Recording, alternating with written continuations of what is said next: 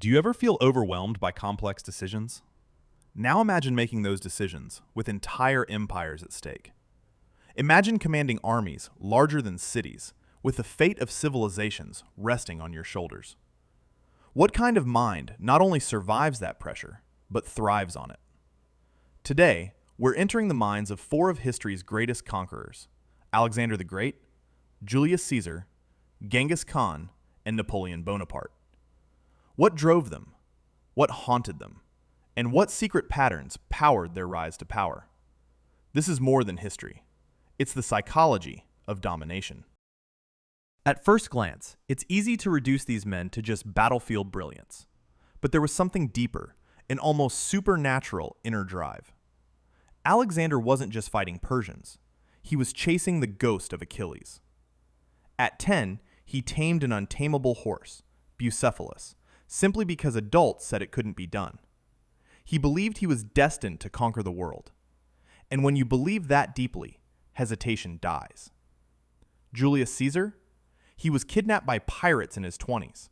When they demanded a ransom, he laughed and told them they were charging too little. He joked with them, promised he'd come back and crucify them, and he did, weeks later. What kind of mind maintains calm, wit, and long-term revenge while in chains? A mind playing chess while others play dice. None of these men were born soft.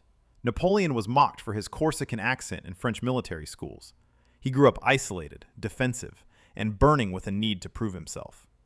It was this chip on his shoulder that later turned into an obsession with control, both on the battlefield and off. And Genghis Khan? He watched his father get poisoned by enemies. His family was abandoned by their tribe and left to starve. He murdered his half-brother in a fight over food.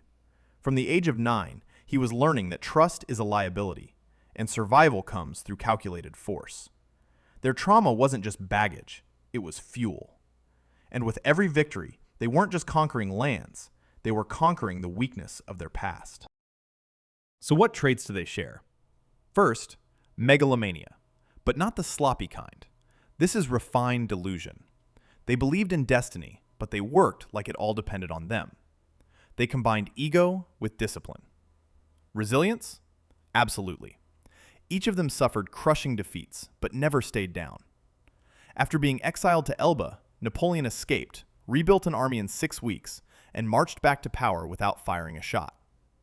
Caesar wept at the statue of Alexander, ashamed he hadn't done more by the same age. That blend of envy and aspiration became his rocket fuel. And Alexander? He slept with a dagger and a copy of Homer under his pillow, because even in dreams, he was ready for war. So what made them conquerors? It wasn't just strategy. It was obsession, vision, trauma, ruthlessness. They were both haunted and driven by ghosts of childhood, legends of the past, and a relentless refusal to be ordinary. But here's the twist. You don't need to invade Persia or storm the Alps to tap into that mindset. Next time you're faced with a decision that scares you, ask yourself, what would Caesar do? Would Alexander hesitate? That's not just history. That's how legacies are made.